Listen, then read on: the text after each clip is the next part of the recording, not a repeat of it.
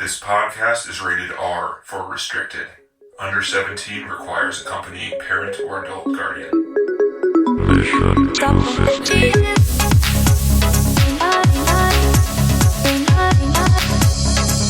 Welcome back, part 3, Lord of the Rings, Fellowship of the Ring. We're going to try to wrap it up real quick. I got a shit ton of, real quick meeting. I'm going to dump all this trivia. So we got Bree the Prancing Pony, great introduction to Aragorn. Right. Oh, yeah. And again, just awesome. You just see his eyes and his face. He does such an awesome job of just sitting there and showing expressions, not saying anything. The shot of the pipe with it billowing with the smoke, and then his eyes glowing and then darkening again. It is like iconic, like Dungeons and Dragons or iconic fantasy. It's like this idea of the mysterious, powerful stranger. Is just like I don't know, like it's never been done better. And it just, again, this is kind of what Lord of the Rings does too. Is you argue like you wouldn't have Dungeons and Dragons without Lord of the Rings, but to capture it so well in this movie that you have the mysterious stranger in the corner who's this superhero like kind of like guy. I remember him not knowing if he was a bad guy first time I watched it. I mean, when I first saw it, it seemed like he was a bad guy. Yeah. They do a good job. The idea, right? You're supposed to that's what you're supposed to be given. Like that's the movie playing its hand really well. And it's Viggo's face too. His face can go both ways. It's pretty good. They say Stuart Townsend was the guy that was originally cast as Viggo, and everyone says they fired him because he was too young. I don't know. I have other thoughts. I've seen that guy in other stuff, and he's just not. He doesn't have the face. Not very good. You need a fucking face for that role because he uses his face for this role. Right? Not to say he's not a good actor too, but like he needs a look. How do you do this where this guy is this rogue, this like worn out, weary guy, yet he's also a fucking gross king. And he looks good, right? Like he actually looks gross. He looks dirty, but he's still good looking. His hair is wet and gross as shit. It's always just like caked and he's dirty stuff. And his fucking beard isn't all the way grown in, but whatever, he's still like a fucking But king. his features cut through everything. And you're like, fuck yeah, this guy's perfect. And then like he can play evil, he can play good, he can play like really, really hard, and he can play soft. You know, with his like love relationship with Liv Tyler, it works. Yeah. All of it does. Like he does it so well where he's like, all right, Gandalf died, but we got to get fucking moving. Like I love that. He's like, orcs are gonna be swarming these hills by nightfall. Get in the fucking woods, you guys. Yes. Everyone in the woods. Stop your bitching. Let's go. Yep, he's dead. Everybody roll out. We gotta go. We gotta go. He does it in this pitch perfect way of it's not that practical. I don't care, but I have to be the fucking leader here. Yeah. You know, it's like, he's thinking really well ahead. done. He's not overwhelmed by the situation. He's able to like keep it together and think about what they should do. It's like, here are our options. This is the best one. We need to move now. Get your shit together. Fucking carry him if you need to. Get into the woods. Mm-hmm. Yeah. It's great. It's perfect. Fucking perfect. That's good. It is really good. So then we got the Bree the Prancing Pony, and then we got Weathertop when they leave together. Weathertop is the plateau where they camp out on the rock in the middle of the desert, and then stupid other hobbits they need to make nice crispy bacon in the middle of the night. Pippin and Mary, they got to make the fire so they can cook their bacon. We don't eat your bacon uncooked. Like, no one wants to eat uncooked bacon. Screech, and then the shot of them coming in. Oh man. Whole sequence. It's good with them all amazing. drawing their swords and like coming after him. Yeah. It's so like there's so many shots in this film that feel like you could just have a still shot of that and it would just be an amazing like portrait. Yep. But the way they like all pull their swords out and they're advancing towards him is ridiculously like I don't know, just well done, like compositioned, I guess. Yeah. Yeah, it doesn't feel necessarily staged where it could have felt staged since they were like spread out to an even distance. They were kind of doing the same pose. It doesn't feel to me at least like it was staged. But at the same time, it still feels like, I don't know, operatic or I don't know what the right word is. It feels like they're warriors that have practiced this forever because they've been wanting the ring for a long time. Right. And they're like, finally, we have it. We've been waiting for this moment for a long time. Yes. And they're savoring it a little. Yeah. So they're like enjoying this moment where they're all like positioning their swords and like, we got you, you fucker. Yeah. And so it's just really nice and very sinister that way to do it that way. Like, because you could have had like just a fast action sequence. But the way they like let it be slow and let them draw out their swords and point them all in this like kind of arc around him, but then that just looks so That's the fucking word. It's like then it feels like it's a composition. It feels like it's like a portrait. It feels like but it happens naturally in the scene, like you say, Denny. So it doesn't feel fake.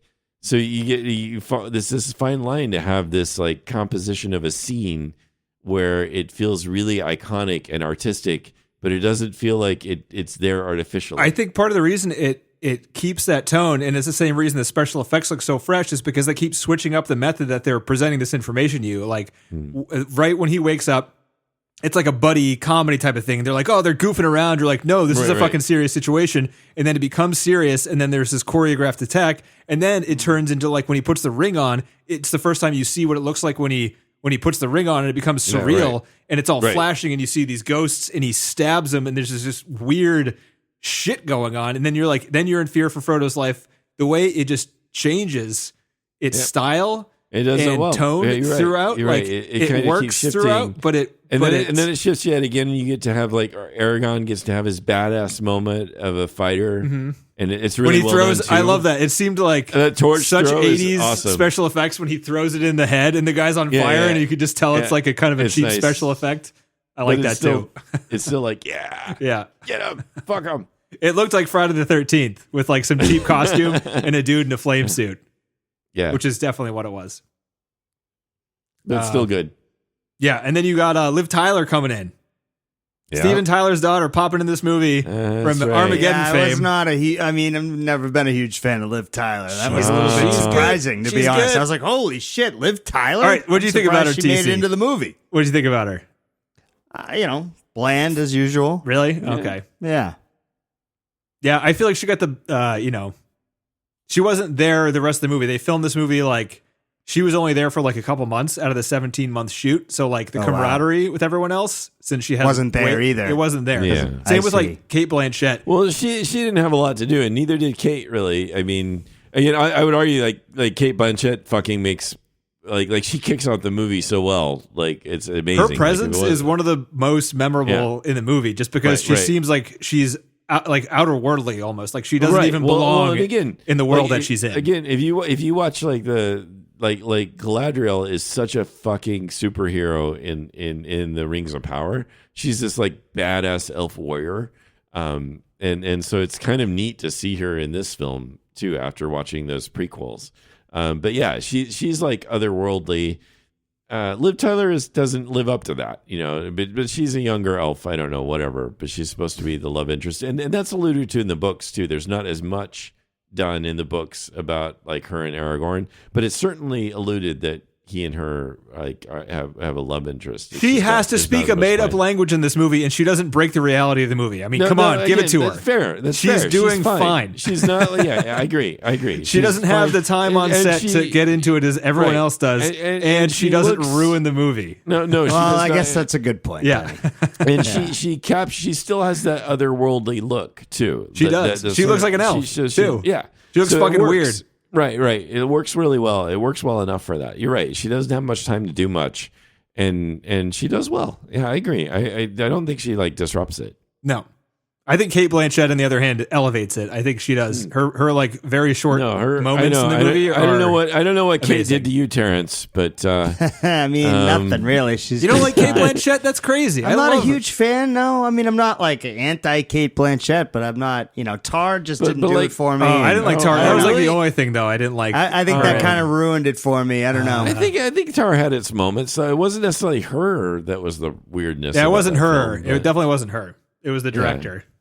Yeah, but sure. I don't know. I agree. I think she had to be like almost this goddess-like person, and she plays it so subtly but so powerfully. Like she just soft-spoken. Like moves. And what I love too is how she's like.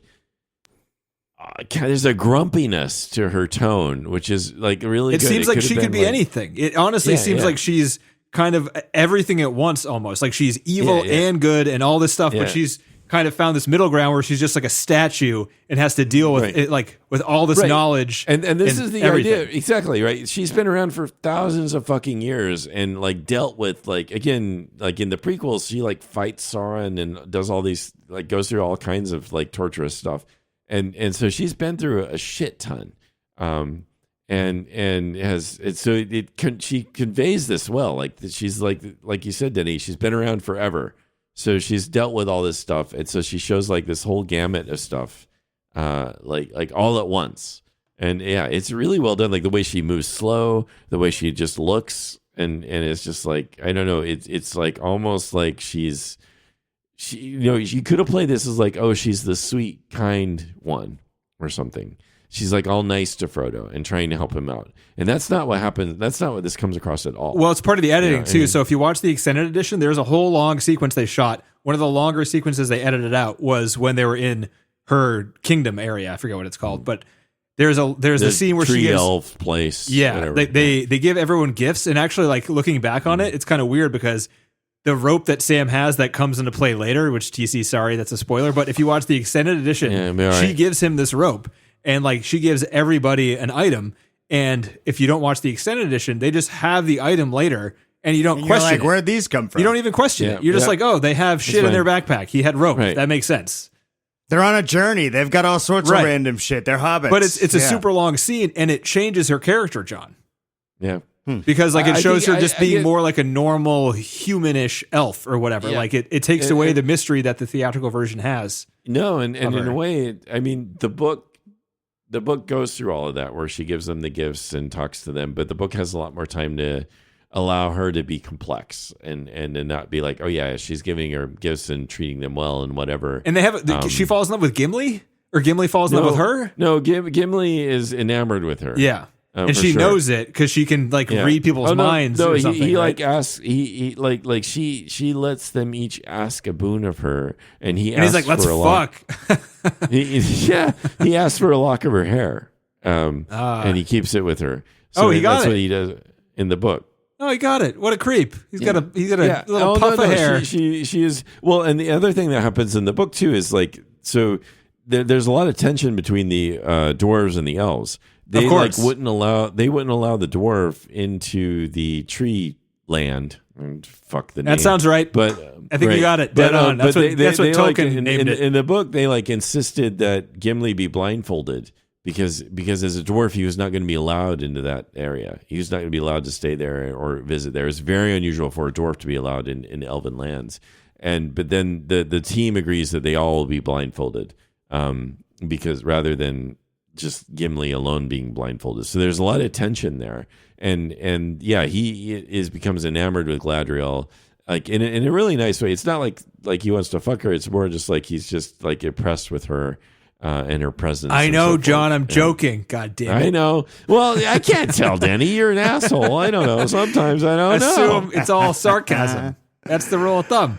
Hard to tell. No, why do I assume that you're talking something awful? So I head that off just in case. It's a defense mechanism. I can say whatever I want, and then it's your fault if you don't think it's funny. Yeah. All right. And my defense mechanism is assume you're saying something awful and counteract that. And just make sure that you're ahead of it. Right. Yeah. Exactly. Yeah. So that I'm not the morally corrupt. Fair person. Play. That's all. I like it.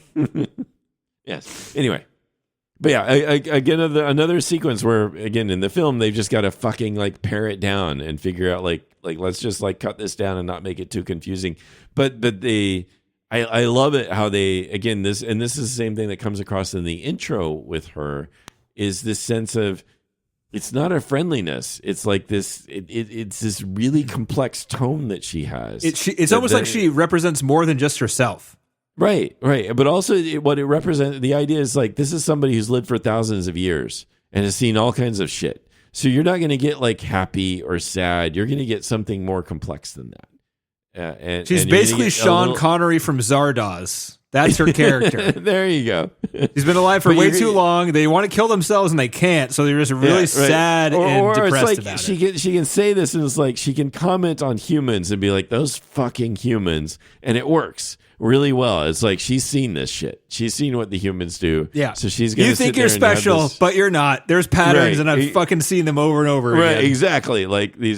So when she said these humans who desire power above all else, it's she fucking knows this. It feels like she's experienced that, right? And it really comes through in the way she speaks. And it comes through in the way she presents herself. It's she's not this happy-go-lucky, happy magical elf. It's like she's seen a lot of shit. Which is what anyone would want to play, right? Right. You put on the silly ears, you want to hop around. That's just whatever I want to do. Elf on the shelf, whatever, I don't know.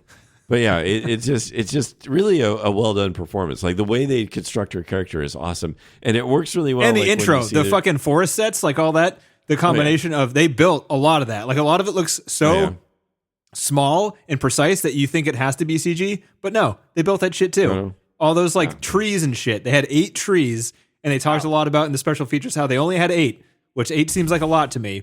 But they had to like reposition them all the time to make it seem like they had even more trees. Oh wow! Because they were like the fancy trees, with like the spirally branches and like the houses inside of them and stuff. Right, the kind that you got to rent, right? Because they're so expensive. Except you can't rent anything in this movie because everything is handmade. It's fucking crazy. So I wanted to go back for a second. One thing on Mines of Moria, we didn't talk about the cave troll fight scene. Oh yeah, that was good. That CG holds up extremely well. I don't know. Is that rose-tinted glasses, TC? What do you think? The cave troll. No, I think you're right. I think you're right there. I thought like the speed at which he moved really helps the action. Like usually when you see large things in movies, they move kind of slowly. But this thing was like the size just right to be able to be that fast. To make it seem like extra scary. Where they looked matched, how, where he was. So they did a good job of doing that. For sure. The sense of fighting in this really enclosed space was really well done, and very like tension. Like it had a lot of tension to it. Mm-hmm. And just the lead up of them reading out of the book when he's like drums in the deep. I can hear them. Right. They're coming, and then there's just like a blood smear, and you're like, holy shit, this is fucking scary. It's so good. Yeah. I mean, that was one of my, more liked parts. The mines is just all action. It's scary. And action oriented. Yes. Yeah. Dark Souls, probably my favorite video game series. Just rips this game off. I just want to throw that out there. Totally rips off Lord of the Rings, and it's fair. I love those games, and I love this movie more because it gave those games things to base themselves off of. Yeah, it's a fair point. That sense of like darkness, that there's this really dark and close and sudden violence that you get in those films. It's a fair point. I haven't even thought about that. You're right. Oh, just like the character design of Sauron is like half of the bosses in those totally games. Dark Souls. Yeah, and like big dragons and I don't know. In Dark Souls, you got this fucking giant wolf with a sword in his. I mean, that's one boss. They had some awesome stuff in Dark guys. Souls that I know, but they still had some awesome stuff in Dark Souls that had nothing to do with Lord of the Rings. Come on. No, but the landscapes are the same. It's like it's very, very similar to the style. You're right. It's a fair point. I guess that sense of style. Yeah. Yeah. All right. So we got Escape from Lothlorien. That's the name of the town where Galadriel. That's Lothlorien. Tree Town. Good job. AKA Tree Town. That's what Tolkien put in the book in case you were an idiot like me. All right, it's Tree Town. All right. Tree Town, Denny. There's only 2 more chapters, guys. After they leave Lothlorien, there's 2 more chapters. They journey forth, and they get attacked by orcs. That's that whole scene. Well, you have the whole Sean Bean getting shot with the thickest arrows you've ever seen in your life. That's right. By the dreadlocked like king orc, whatever. Yeah. Pretty cool scene.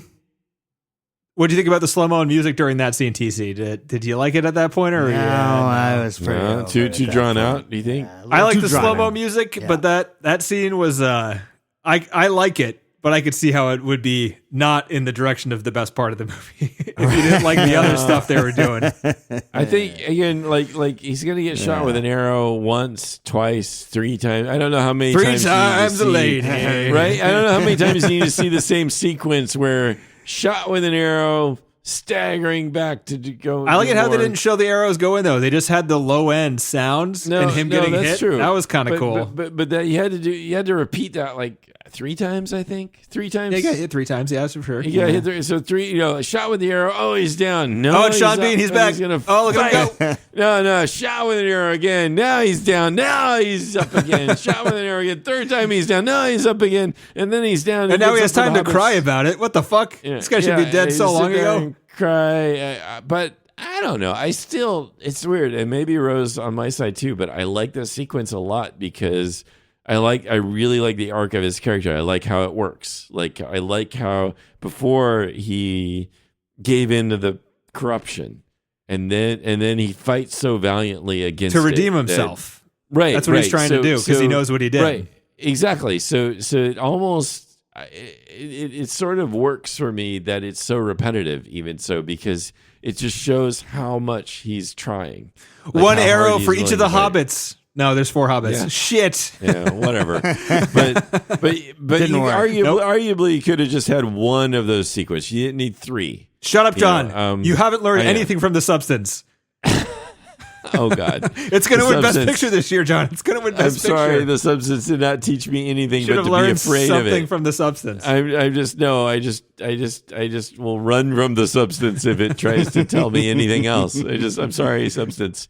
I will say something about Sean Bean's performance. He has lines that now when I watch it, he almost has a chance to completely fuck it up. But like when he's like my leader, when he's like laying there with his sword, he's like my leader, my commander, something, and then he's like my king. And when he says my king, I'm like, okay, he lands that last part. This like up until this was like super melodramatic, but like the way he says my king, I no longer have to feel tense that this might become schlocky. You know what I mean? No, but it's so important. It's important for Aragorn's character because he has to eventually assume this role, and I feel like it works really well in the whole sequence of things where because Aragorn is sort of like not assumed this role of king, not assumed this role of the heir. He's like, all emo about it and stuff.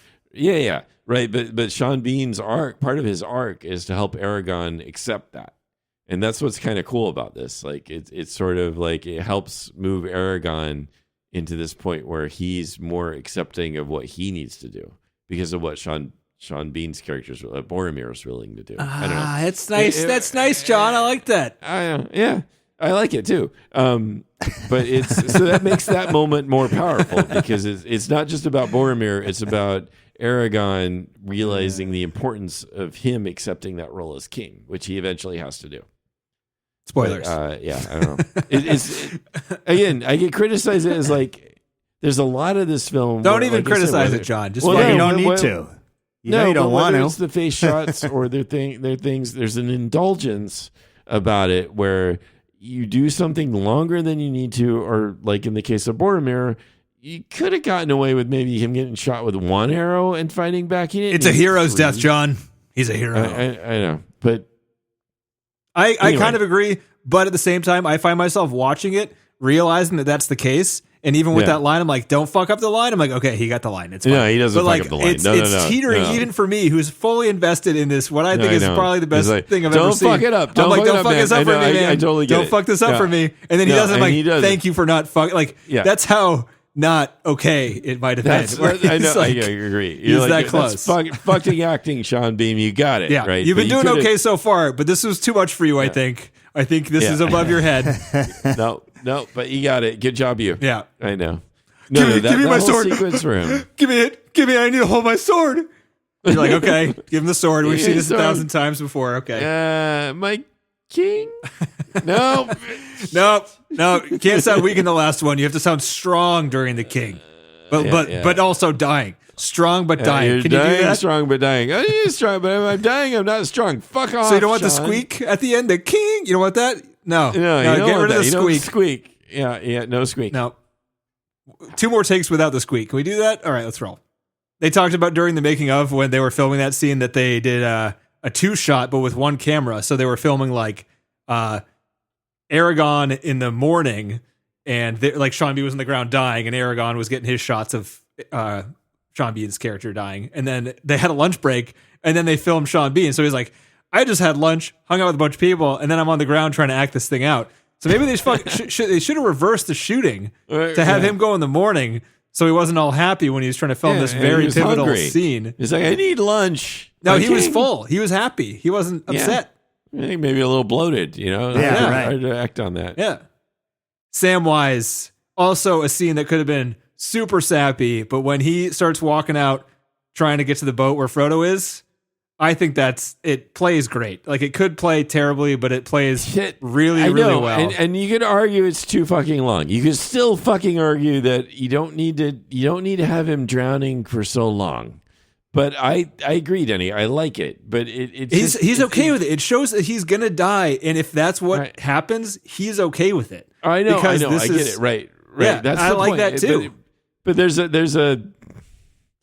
like a I don't know, a bravery about this in terms of the film, because it's walking this line all the fucking time, where it's like you hold that for too long and it's cheesy as shit. And annoying. Wait till the third one, TC.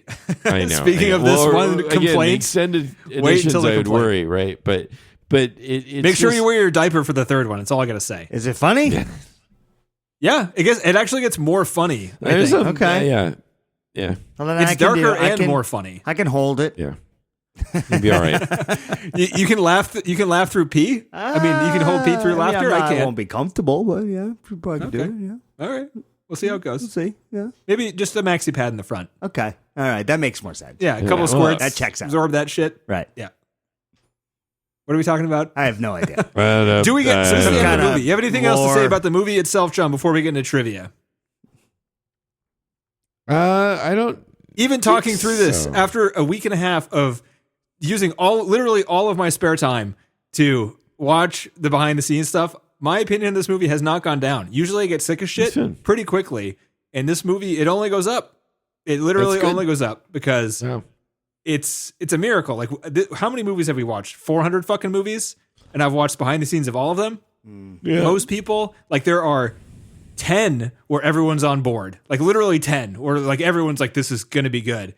And then, even then, this movie is above those 10. Like, I think the only thing comparable is The Matrix. And this movie is, in my opinion, leagues above it in terms of like how much it took to make. So for you, this is number one for you, right? I think so. I didn't want to say anything, but I mean, I don't think really so. Hard, it is really hard to not. It 100% is. See that? Yeah, it 100% is. I like watching it this time and going through all this shit. This is my favorite movie. I think it's the best. Like, in my opinion, it's the best movie ever. No, it's crazy what it does. Do you wrap the whole trilogy, or do you just this film? one? Yeah, this one. Yeah. The other ones I have more problems with. We'll see how that goes. Okay. It's because I think they're less perfect. The top 10. This one has more. The reason I like this one more, and without spoilers, is that it has way more practical special effects in the movie, and you can tell. And it also has the only horror movie elements in the entire trilogy in it. There's a lot of really awesome stuff that happens in the other ones, but like those two things don't exist. Plus the fact that you get to see the Shire and have all like the happy times in the beginning before is great. Everything gets fucking dark. dark. Because it gets like really kind of. I'll stop talking, but like this one stands alone. It's the best one. I think it's the best one. So in terms of IMDb, Lord of the Rings is higher, right? Or sorry, Return of the King is higher than Fellowship. But also Return of the King is the one that won like 13 Oscars. So like but again, I think people don't even more, know. People can't think for themselves, John. So they see the number and they vote this one higher. That's what happens. Well, I know, but again, I think Return of the King was really more about, like we said earlier, it's more about recognizing all three films. Well, the fact that they pulled off a trilogy, it's literally the only good trilogy that's all the way through. Like there's no Godfather other trilogy. Couldn't fucking Godfather do it, didn't. right? Star Wars didn't do it. Return of the Jedi is not as good as the other ones. Back to the Future, third one's not as good as the second one's not even as good as the first one. Toy Story is not even a fucking trilogy anymore, and all those movies suck Toy anyway. I mean, you know, like Toy Story, like the more films they have, the worse the first one is. Like sort of like it's like diminishing of all of them. Yeah, but yeah. It's the best trilogy. I think I'd say objectively it's the best trilogy. I think that's a fair point. And in my opinion, this first one is the best movie ever made. But where is it in terms of IMDb rankings? Like Fellowship, is it Fellowship? They're all in the top 20. All three of them are in the top 20. I know, but is it going the order of? Do you want the updated list, or do you want what it is let's now? Let's do updated. What do we have updated? What do we got? Okay. I mean, it's all the same order. It's just a matter of ranking. Oh, it's still the same, like 1, So 2, Return 3, of the King, wow, is number 6 now, which is higher than before. Lord of the Rings, Fellowship of the Ring, number 9. It was 11 before, and then Two Towers is 12 now, and it was 16 before. So they're all Two going Towers up.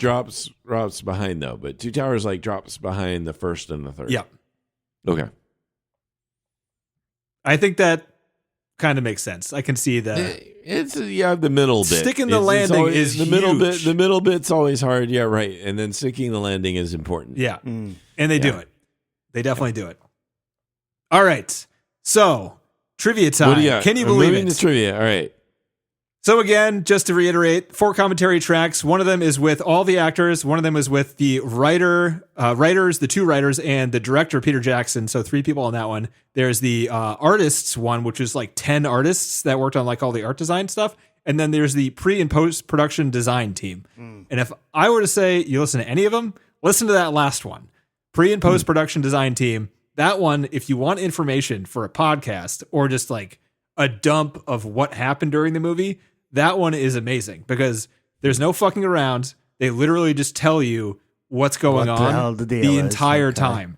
Yeah. And they describe it to you. And then you can like, I would say start there, watch so like what's fucked up about this is if you want to watch it in 4K, they only have the theatrical cuts in 4K. So if you're a physical media collector like me, you can't get these commentaries. The 4K doesn't come with any commentaries. You need to get the Blu-ray extended edition one, which is a separate box set that's only, non 4K. And I guess that works then. It gives them a lot more time to talk, but whatever. Yeah, it's just weird how they don't have it. I mean, they're trying to make more money, which they will, right? Like once the extended editions come out in 4K, I'm going to buy that one too. And then I'm going to sell my Blu-rays on eBay or something like that. But anyway, so you have 4 commentary tracks. There's a bunch, like 2 hours worth of featurettes. Wow. And then a full-length documentary on the making of the movie. I listened to and watched everything. Wow, that's crazy. So how many that takes so long? How many hours total do you think you put into this? I watched it at 1.5 speed in the commentaries. Okay. And for 2 of the commentaries, I only watched the first half. So that's 3. So multiply 3.5 hours by 3 and then divide it by 2. Or divide it by 0.66. Wow. So whatever that is. For the commentaries. That's still a lot, man. It's a lot. You're a hero, man. Yeah. This is literally what I get pleasure out of this for some reason. It was tiring. Well, that's good. I'm glad you're enjoying it because we benefit from it, but I'm glad you're enjoying it too. John. Yeah. But with all that being said, and I've said this a few times in this episode already, but I get sick of things. I'm not sick of this. Mm-hmm. It is literally the most impressive thing I've ever seen in like any art form because it's all the art forms combined into one and they mix it together in a way where you can't even tell that you're watching what you're watching most of the time. Right. Like just for one example, one of the things they talked about a bunch of the time was the Rivendell scenes, all the backgrounds, waterfalls. Most of those waterfalls are real. So they went, they had like, so a lot of movies have like 3 units of directors, 2 units most of the time, 3 units if you're expensive. This movie had 10 to 12 units working all the time for the 17-month shoot. That's of this crazy. Movie. It's insane. 10 to 12? 10 to 12. Jesus. Which was hard for everyone because nobody knows how to do that because nobody's ever done that before. And they have the costume designer, like everybody, and they're filming it out of sequence. Totally out of sequence. Which is even crazier. And they're filming 3 movies at once. Wow. They're not even filming like one movie at a time. They're filming 3 movies at once. That's crazy. It's completely insane. And they had the money for it. Like they had what they needed and everyone was like really willing to do what they needed to make it work. Wow. Everyone worked overtime. This was filmed in Australia and New Zealand. There were no rules about how much people could work. So they'd work people a lot and they told people beforehand to be like, this is going to be really hard. You're going to be working 16-hour days for months at a time. But I also imagine you had enough people being like, this is the Lord of the Rings. Fuck it. It's going to be what we're really good. This is right. Peter Jackson, literally, he was the person. He was the salesman. So like beyond being a director, he's the guy who sold every single actor, every single investor, producer, every single team of artists he would go to. CEO. He sold them and he got everyone fucking jazzed for it. Right. And nobody was probably working harder than he was. No. Like by leaps and bounds, right? So it's like... Again, and he was harsh. Watching him, like they were building... Harsh. He seems friendly, teddy bearish. He does, which makes it seem extra harsh when he's telling you you're doing something inadequately. Wow. Right? He doesn't like yell at you or anything, but like they had a shot of him going to Hobbiton, and for the first time. So like they've been building it for months and months. Like there was this huge, they found this place in New Zealand that was beautiful. They're like, they had the two artists that I talked about previously went and just randomly sat down on a hill together next to each other, started sketching, being like, how could we turn this into Hobbiton? And they just started sketching what eventually actually became the thing that they built. These artists drew shit and it became the movie. Yeah, like it came from inside their brain. Crazy. And it became what we see. It's awesome. Great. Yeah. But they sat on the hill, and Peter Jackson was like, I'm getting there. There's a lot of fucking stuff to talk about, John. Peter Jackson's like, something's happening here. He grabbed a camera. He like had a handheld camera that was in this documentary. He went up to them and then just went behind them and to show them sketching what would eventually, like there's footage of them drawing what would end up being the place they built over a year. So it took them a year to make this place. It was like 2 or 3 months of construction. And then they needed a year to grow the plants because they wanted to make it look lived in. They wanted to make it look ragged and stuff like that. So like it was mostly the landscaping team had most of the work. Like the construction team had some work, like a decent amount of work, but it was mostly the landscaping because they wanted the grass to be high. They wanted to just like completely redesign the landscape as it was in terms of like the grass and stuff. That was all designed. So when you see like the Hobbit areas, like the long grass, it wasn't like that before. That was part of the design. So when Peter got there, it was still under construction. So like he saw it and he was like, I'm not seeing it. He's like, are you sure you got this and this? And like, he just stood there and he wasn't like, oh, you guys are doing a great job. Like keep doing what you're doing. He's like, he stood there and he didn't look happy. And he's like, all right, so over here, do we have like, what do we have planned for the plants here? I think we need like more bushes over here. And then over here, like he was instant business. He wasn't being mean or anything, but he wasn't like, but he it's not fleshed out enough. Keep going. No. We need to add more. Yeah. And the thing is that what I think leading up to that portion, the guy who was doing like the head of that construction there was just like, me and Peter have been talking for months, but he hasn't seen it yet. He's coming today. We're all pretty excited. And then it cuts to Peter being like, more stuff there, more stuff there, more stuff there. We need this over here. We need that over there. No, we're not. So he wasn't like, oh, great job, guys. Everyone's doing so good. No, he wasn't like that at all. Which is tough. I think great. Super nice guy. Never pat you on the back before you're done. Right. Yeah. He motivated everyone throughout this entire. They weren't mad about it either. It's a good leader, I guess. It wasn't like he was. There wasn't like an animosity or a viciousness about it. It was just absolutely not. It was all business. He wanted he sold them. They were sold. And they were probably like driving them where they wanted to go. We can put some more stuff there. We need to put those plants over there. Thanks, Peter. Like, all right. Yeah. Wow.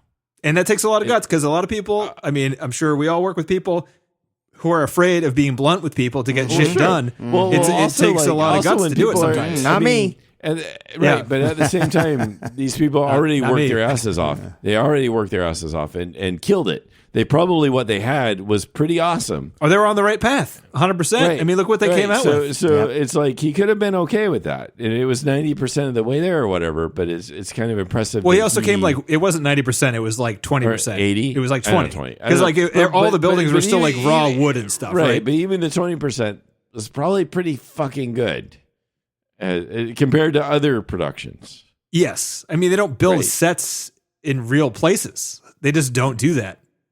In this movie, they planted trees. They planted trees in Hobbiton, being like, we need a big tree here. Like, you know what? We're going to need to give it like 9 months to grow. Yeah, that's never happened once before. Will never happen. Does not happen anymore ever. Right. It's never happened ever before, ever again. Literally. Yeah. Zero other times. Yeah, you can let those trees grow in the computers, and you'll be good. Right. You'll be all right. Yeah. So fucking awesome. It's so awesome. It's pretty cool. It is. Yeah.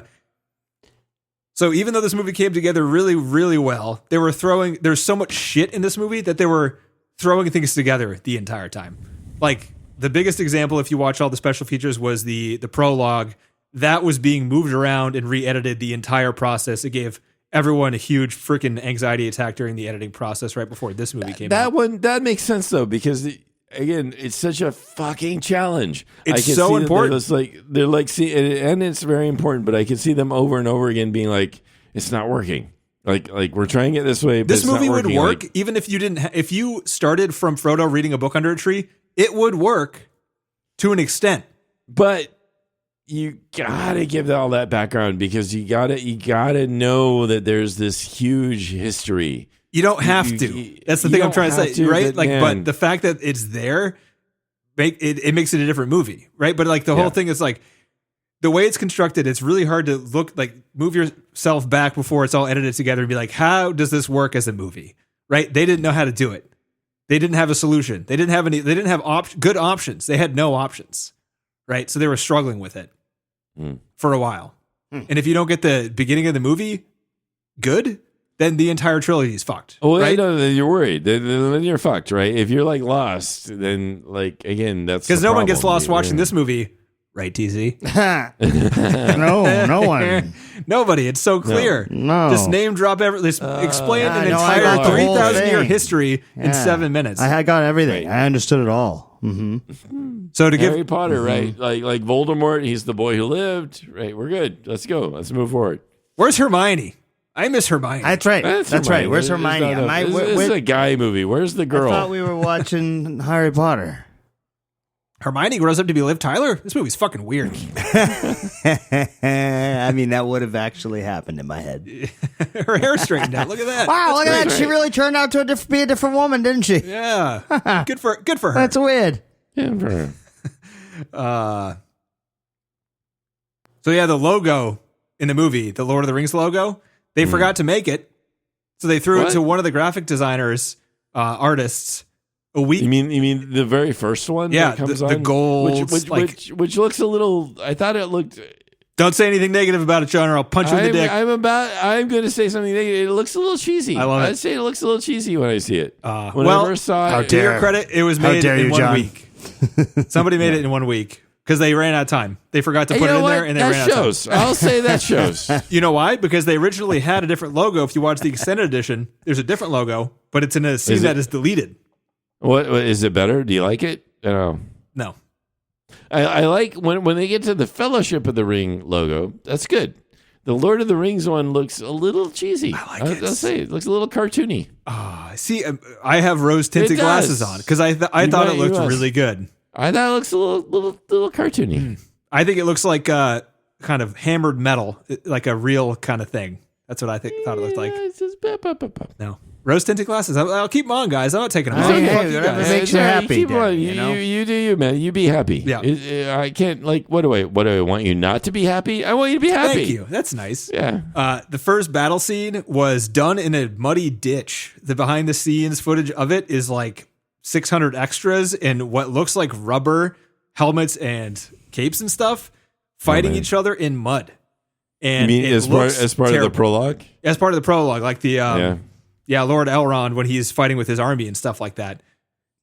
Like what the practical footage of that, which is a good amount of it. Like there's enough to make it look the whole rest of it look real, right? But where they shot it was like next to a road in a pit of mud. With a bunch of people with a bunch of really cheap looking costumes on. If you watch the behind the scenes footage, that's what it looks like. It's pretty crappy. The fact that they made it look like it does in the intro is magic. It is so fucking good. I mean, it's again, it holds up really well. But seeing that the first time in the theaters was fucking astonishing. Mm-hmm.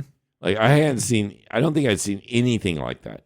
Remotely like that, as far as like an epic battle scene where you're just seeing like hundreds of that troops. Shot of all like the guys in the middle get there first and everyone's putting their double-sided sticks up in the air and it like flows towards the camera until it finally gets to where you're standing. Like again, right after Elrond gets the arrow through his hair, which I will still like steadfastly say that's like the best thing ever. But right. Then then they do like the swords up like in sequence, and it's awesome. And then Sauron comes on and like knocks them out like they're like little like clay figures, but it still is impressive. The weight is there. Those shots of him knocking soldiers over, like it seems violent as fuck, and it's all CG. All that is CG. It's just CG and sound. At the time, I don't think we'd seen anything CG like that worked so well. Like anything that remotely Jurassic Park. I mean, that kind of. That's 93. That's like. I feel like Jurassic Park was the first. There's some weight to Jurassic Park. But Jurassic Park was not scale. Like Tyrannosaurus Rex.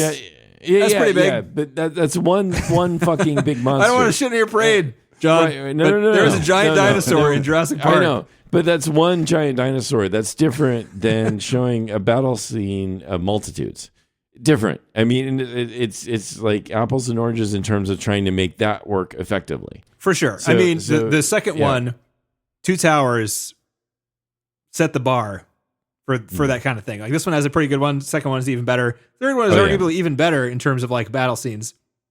So I can't just, the number of people and the way it looks, the bar was set with this one from that intro sequence. Yes. But the T-Rex is pretty big though. Are we arguing about T-Rex sizes here? It's a whole different thing. I'm not saying the T-Rex is bad. No, it's fucking amazing. I don't think it's bad, like, but it is large. It's like, it's just a difference of scope, like global versus local. Like you have the one thing that you're focusing on and making it look amazing, which is the T-Rex versus like the whole multitudes in a battle. Right. And a sequence, like a sequence of like thousands of individuals. We have a T-Rex. Yes. Anyway. I see your point, John. Don't worry. Yes, I did too. I'm just being an asshole. Yeah. I'm getting a little the asshole portion of the podcast. Third episode of a 3-part, That's right. Yeah. We Do you want me to start whizzing at this point? Do you want me to start whizzing through these? I would love that. I know. Yes. TC was. That battle scene was almost fully digital without like the people in the mud. Oh, really? We're almost on almost fully digital. Hey, man. Damn good. You thought it looked good. I right? didn't know the difference. Yeah. So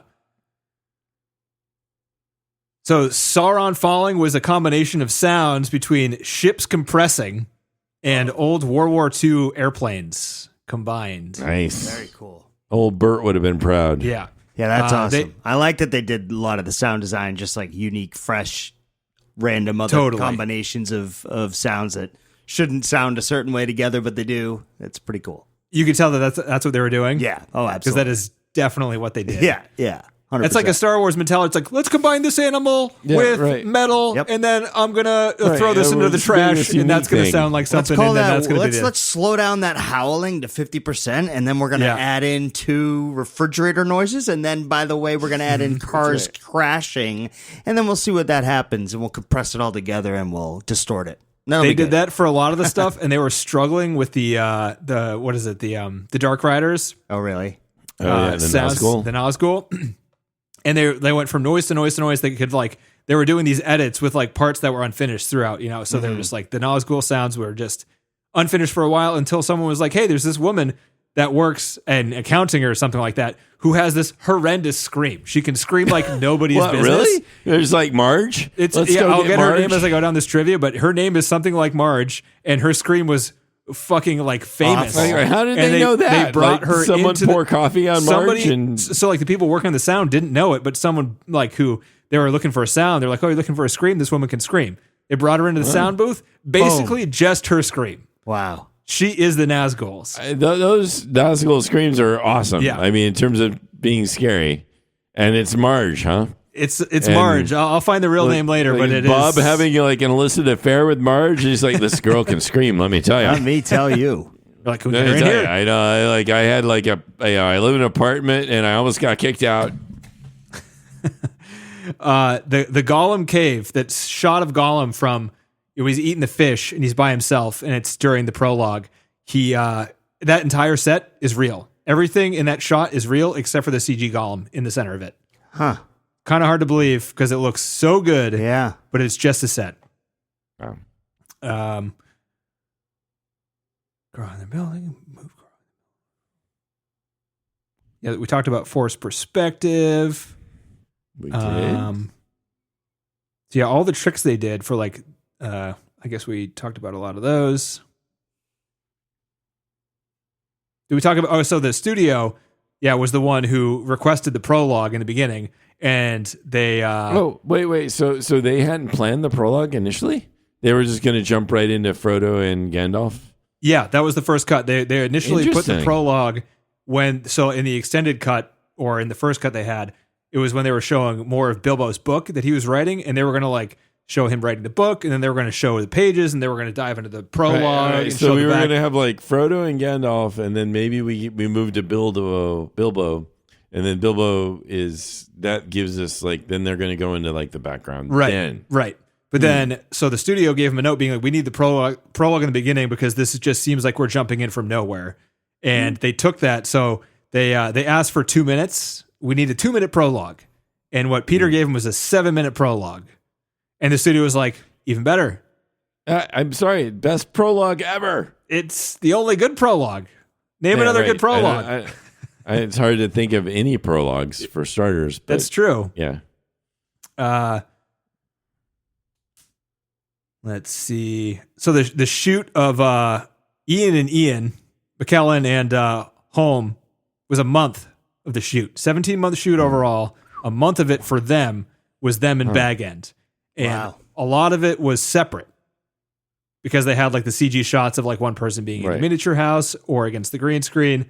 But yeah, they did act against each other sometimes with some of the forced perspective shots. And also, again, further amazing about it, to the extent to which these actors were not actually interacting with each other, because there's such a warmth, again, especially from Gandalf, there's such a kindness and warmth that comes through from him in terms of like he really regards Bilbo fondly. Yep. It comes through so well. And if he's not even in the same fucking room with him. Yep. And the same thing with like the fact that when Frodo and Gandalf are sitting on the carriage that Gandalf is driving, they're not looking at each other in the eyes. Yet, there's a sense Frodo's of warmth. like 3 feet behind him. Yeah, that's fucking amazing acting. Yeah, that's fair. It's amazing because they're looking at golf balls. They put dots. They put dots. So like in the cart, there were golf balls because you can't put dots into the air. So they have sticks with golf balls, and they have people riding alongside, holding the golf balls to match the eye line. So they have something to look at. And in the interior sets, they put dots on the walls. So like we want to get this shot. Where are we going to be? Like they'd have a computer and they'd have to like figure out where the other person was going to be in the shot based on the camera. And the camera would like spit out coordinates of where this other person was going to be. And they would put a dot on the wall and you're like, act to the dot. And they would. That's like awesome. Just science right there. Yeah. I mean, it's science like and it's amazing. Way more involved too. Than just putting a camera on sticks and pointing it at someone. Yeah. And Elijah Wood was 17 years old when he started acting in this movie. Oh shit! Was he really? He had his 18th birthday during the filming of this movie. Goddamn! And just I don't know. There should have been the only actor in this movie that got nominated was Ian McKellen, and he's great. But everyone else does such a good job, especially knowing. I feel like all the retroactive awards are like everyone learned how hard it was to do this, like how to make this convincingly. Like they're not looking at each other in the eyes. We're all human beings. It's easier to pretend when you're looking at someone in the eyes. If you're looking at a dot on the wall, it's got to be so much harder. That's so true. It's hard enough to do the acting, even if things are optimal. Yeah, right. But you're looking at a fucking you're golf sitting ball. 3 feet behind someone. You're on a carriage looking at a golf ball, and you're trying to fucking pretend like you're in the scene. That is tough. Yeah. Everyone tries to pretend in normal situations. They're in this super fucked up situation with all these brand new techniques. They don't even know if it's going to work. Right. Yeah. They're trusting other people. They're making fools of themselves potentially, and they're acting the shit out of it. Every single one of them. It's great. Yeah. Moving forced perspective. Most of the party was done in the studio. So they built Hobbiton, but the party itself at night was done in a studio because nighttime shots outside are apparently very hard. Nighttime scenes. Very hard to light. Can't really do it. Yeah. So what they did is they filmed I guess every single shot you see any type of above 5 feet off the ground in the background, that was real. And everything below was in a studio, and they would match. So they filmed a bunch of stuff outside in Hobbiton, and they matched the lighting in the studio so they could meld it together. So you have usually, like if it's a half and half shot, bunch of people dancing with trees and sky in the background. Trees and sky are real. Bottom half of the screen is all on a set, and they would just meld it together. Wow. And the entire movie, so a lot of this trivia is going to be based on the fact that everything was motion controlled. This was like right at the beginning of motion controlled cameras, and they used it in every single shot they had, because they had so many moving cameras with green screens with different actors. Everything was programmed. They had a system where everyone got really good at it. It wasn't even hard anymore because it was everything they did. Wow. So they wanted to keep the camera moving. They wanted to make it a magic trick. So you forget about what you're watching. If it's a still camera, you're like, this is some fuckery going on. But if the camera's rotating around people, you're like, they're different sizes. I don't know what to tell you. Right. That's a good point. 4/5 of the days that The Hobbit shot with, which is 17 months, were with the Hobbit feet on. Every single day, it took an hour and a half to put the Hobbit feet on. And every single night, they ruined the Hobbit feet by taking them off. Holy shit. Couldn't reuse the Hobbit feet. That's crazy. So they made thousands upon thousands of Hobbit feet in this movie. And Hobbit ears.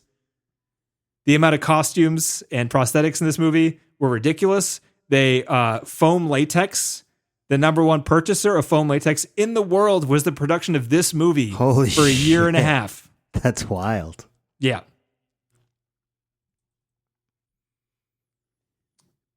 Big bag end, small bag end. Let's see. Oh, a lot of the shots. So there's green screen, there's forced perspective. There's also oversized and undersized actors. So like the shot of Frodo jumping onto the cart with Gandalf in the beginning. The guy receiving Frodo, 7'3" tall guy with the hat on. Whoa.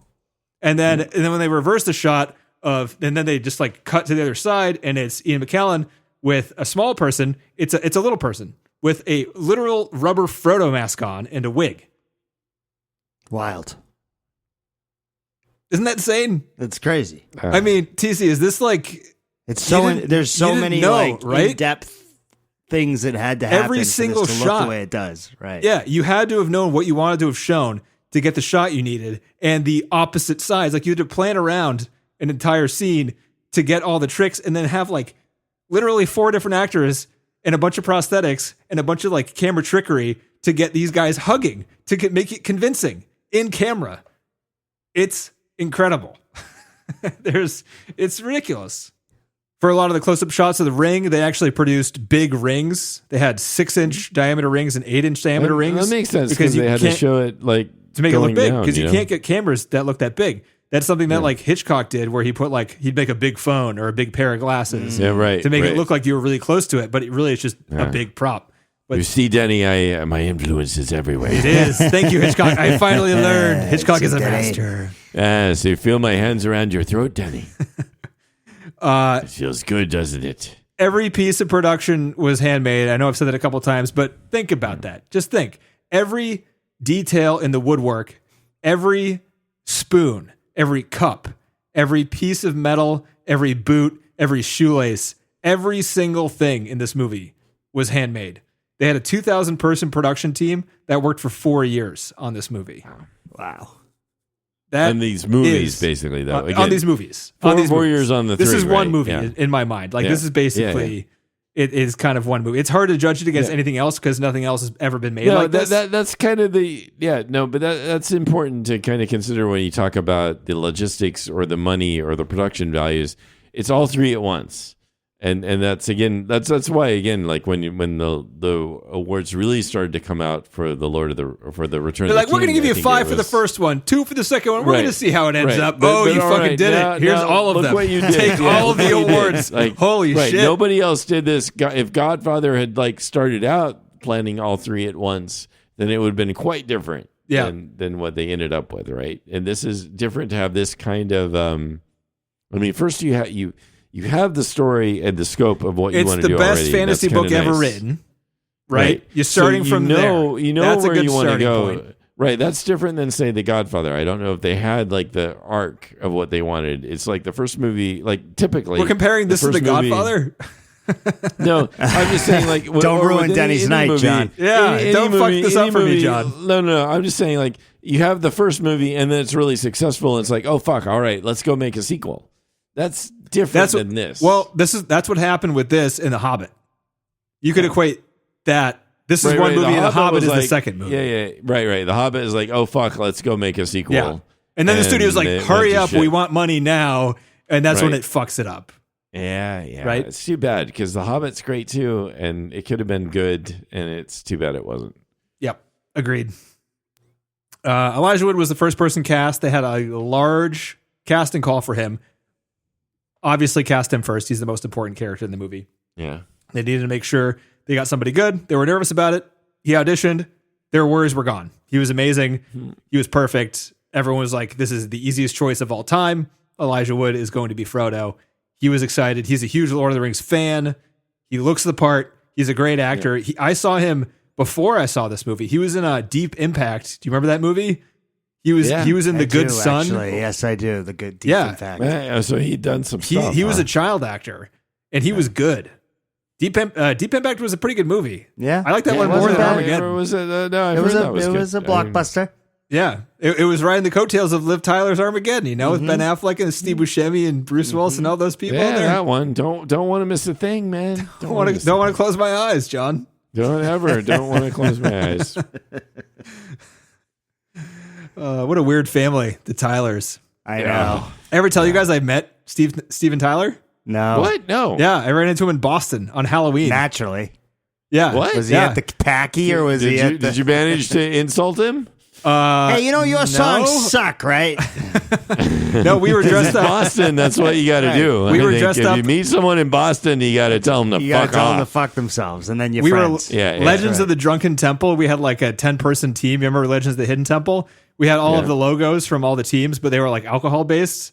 So we had like the fish, but in a fishbowl. The dogs, but in like a squirt, like in a martini glass sort of thing. And one of his friends, there was this table. We were at this club before we were going to like this party we were going to. Pulled us over and was like, explain to the table who you guys are. And we're like, oh, we're Legends of the Drunken Temple. And like everyone was looking over this one guy who's like super old and kind of shrinking back into the corner with this super young girlfriend. And we explain who we are and then walk away. And we're back at the bar. We're like, that fucking Steven Tyler? And everyone's like, that was fucking Steven Tyler. So then we go back over, like, holy shit, you're Steven Tyler. It's amazing. And they're like, and the guy who like pulled us over, he's like, guys, sorry. Like, we're just trying to have like a calm time. I'm like, you disrupted us. Yeah. You disrupted us. He was like, first. No, guys, that part's over now. You don't actually go talk to him now. So he didn't say shit.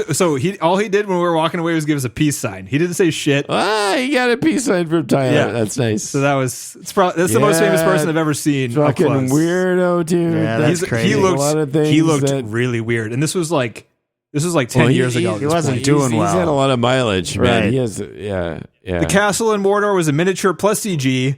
A lot of the time they would move cameras around models and then speed or lower the frame rate to make it look like it was moving slower.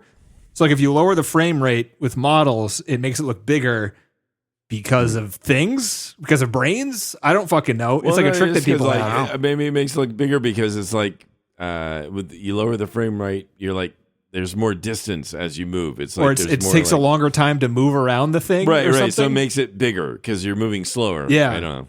It doesn't really make a lot of sense to me, but it works because that's what they do. Yeah. But they move like there is a couple of long shots that I think nowadays would just be completely CG, but it's moving through like 3 or 4 or 5 models and it melds the shots together. But then within the models, they have this program called Massive, which we'll see a lot more in the next 2 movies where I guess it's an AI. I don't know what you call it, but like it's a program that you can put a certain number of people in the program and they'll occupy themselves with tasks. They'll give themselves random tasks and they'll have like a thought order and you can click on individual, like say you put a bunch of orcs onto the model and you place them in places. You won't have to animate them individually because this program Massive will let them do what they want to do. Oh, and wow. you can, if one of them is acting wrong, like you can place them all there, run a scenario. If one of them is acting fucking weird, click on it, see what it's doing, change what it's doing. And they'll all have like different little tasks. That's cool. That's like over and over again in this film. You see when you have these big, broad scope shots of multitudes, and it looks good. Whether it's an army fighting or you're going over Barad-dûr, and there's just all these like orcs or whatever working and doing shit. It feels like you're watching a teeming mass of like people or monsters doing stuff, and that's another thing this film did that I don't think I'd ever seen before when it came out. Like this sense of like scope, the sense of like a mass number of individuals doing stuff, like whether it was battle or they were like preparing for war in a 2-second shot, armories. Right? Like it would show like these 2-second shots, right? Like the most epic camera, thing you've ever seen. In to see this stuff, and you see this multitudes of individuals doing things, and it was I don't think I'd ever seen anything even quite like that. Like, it was amazing. No, I think during the Blade Runner podcast, they said something like the shot of Los Angeles was like the single greatest world building shot of all time or whatever. Oh yeah. But I think that may be true, but like this movie has like 2 through 30 in it. But even that, like, the scene of Los Angeles is beautiful and it's fucking amazing, but it's just a bunch of buildings and lights. Yeah. Mostly. You're not seeing people. You're not or entities or monsters. You're not seeing individual movement of thousands of things. Yep. And that's what's different here is you're seeing that, and it's just like kind of astonishing. Great point. That you're seeing that. It's the massive program that they built. Peter Jackson funded it, and he built it, and it was and then probably sold it for fucking millions of dollars. No, I think people have developed their own at this point because they realized you can make a lot of money if you do this type of thing. Right. But in the next movie, I don't know. Yeah. It gets better. It gets better. Like the use of this program is incredible. It works so well. Sean Astin had to gain 30 pounds for the role. 30 pounds? 30 pounds. I mean, he was great. I mean, I don't know about you, but doing anything with weight is kind of like... It's scary. I mean, I can't get my weight to go in any direction I'd like, let alone... I have a fried chicken sandwich and my heart stutters. I'm like, I'm going to die. Yeah, I mean, like, how can you be losing weight, gaining weight just for the film, and then, like, it's no big deal? And then running around the entire time and keeping the weight on? I know. It seems really fucking hard. It seems like really difficult, especially if you're working these crazy hours on set in these weird places. How do you keep the weight on? I know. For 17 months. They must just have people on set that are straight nutritionists. They're like, you got to eat this right now. Yeah. Or if you don't, you'll be burning too many calories. You know, there's got to be somebody paying attention because I wouldn't be able to do it. I can't do it as a normal person, let alone during the day, every day. They were young, though. He was young during... All of these hobbits, at least, were young. So that's probably true. helping them. Yeah. They were real kids almost. That's true. I mean... Elijah Wood was literally a child. My perception now is of a 40-year-old middle-aged white man that doesn't do much. So yeah. Definitely dying on day 2 of production. Right. If I was cast as a hobbit. Yep. Not a chance. They used a lot of matte paintings. Oh, really? Christopher Lee was 78 years old when they filmed this movie. He wanted to be Gandalf his entire movie. And Tolkien had told him if there would be a movie, it would be Christopher Lee as Gandalf. Right. Because he was the biggest super fan of all time. Oh, wow. Right. He literally reads the books once a year. He's dead now. He died in 2015. Yeah. But so TC, we just watched The Wicker Man. Do you remember the bad guy in that movie? Yeah. That's the bad guy wizard in this movie. Oh, Same actor. Wow. How about that? Yeah. Long time passed between those two long movies. time. Yeah. Yeah. But he was 78. He really wanted to be Gandalf, but he was like, I'm too old. So like, I'm not even going to audition for Gandalf. He was happy to be Saruman, rather. Saruman, yeah, right. He worked well as Saruman. It was perfect. He was really good. Again, but again, Ian McKellen as Gandalf is just fucking perfect. It's the best. Yeah. How did Ian McKellen? Did they have any other alternatives? How did Ian they did. It was so Patrick Stewart was one of the first picks, which again would have probably fucking worked well. It would have been fine. I don't know. It would have been the same. Sean Connery was another one. Might have worked. I mean, they both would have been fine, but it wouldn't have been the same. I seem to remember Sean Connery was like turned it down and fucking regretted it later. Like he had no idea. Sean Connery's career he was lucky that he looked the way he did because he made a bunch of bad choices. Have you seen Zardoz? No. Oh yeah. He still had a career 20 years after he made that movie. Zardoz, it makes no sense. If we ever go into like watching bad films, that would be a good one. We won't. I don't have the stomach for that shit. That's fair. But that's a bad film. Yeah. But it is bad good.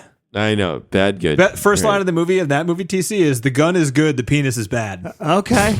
That's and it's spoken by a giant floating stone head with a bunch of men in red diapers. Wow. And then you have Sean Connery in the film basically in underwear. Yeah, in underwear the entire time, and he's not in good shape, and his chest is hairy as fuck. Okay. All right. It was during the acid eras of the 60s and 70s. Jesus. Yeah. Yeah. First day of the shoot was the Wooded Grove scene where they were hiding underneath the log. That was the first time anybody acted together. This movie was so detail oriented that they had people making sure the corn in the scene where they were running around in the cornfields not only grew but were the right height to make sure the hobbits continued to look small when they were in the cornfield. So they super fed the corn over the course of the year to make it tall, to make sure that it was going to be tall enough to make the hobbits continue to look small. Huh. Very important.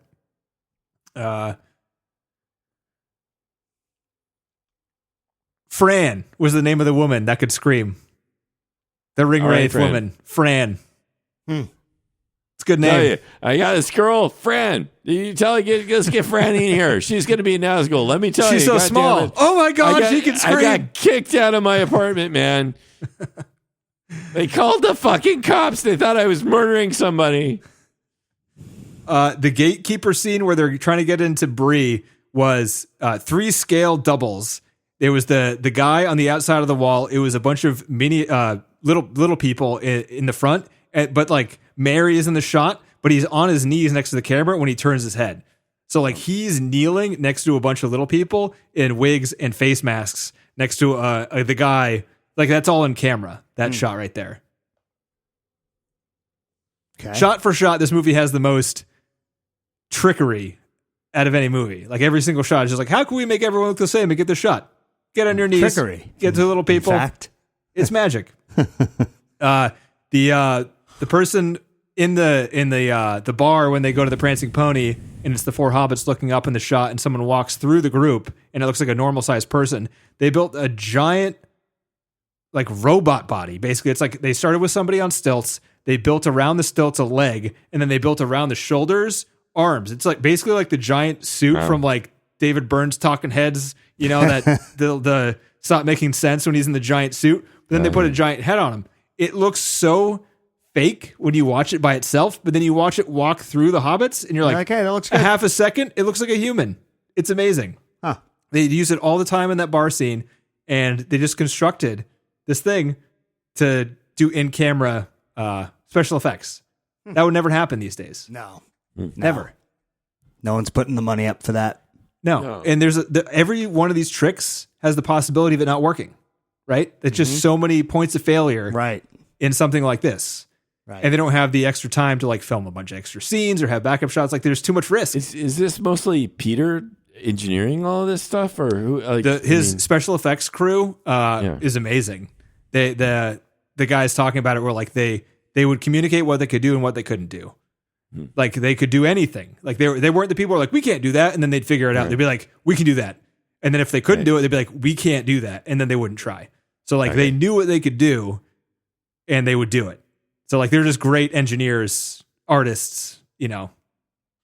Great shit. Wow. The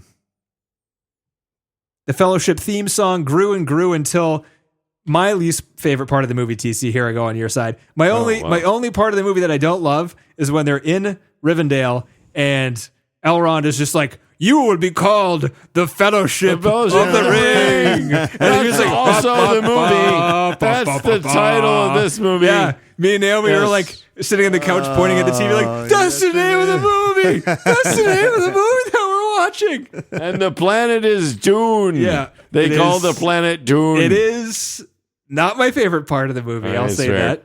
It's a little bit of a cheese. But the crescendo, if you didn't notice, TC, if you wanted to go back and watch it, the theme song played there was built upon the entire time as they grow up. As the group is gathering, of course. The musical theme song is adding instruments to the same song and adding until we get the full fellowship, until you get the full fellowship at that point in time. Yeah.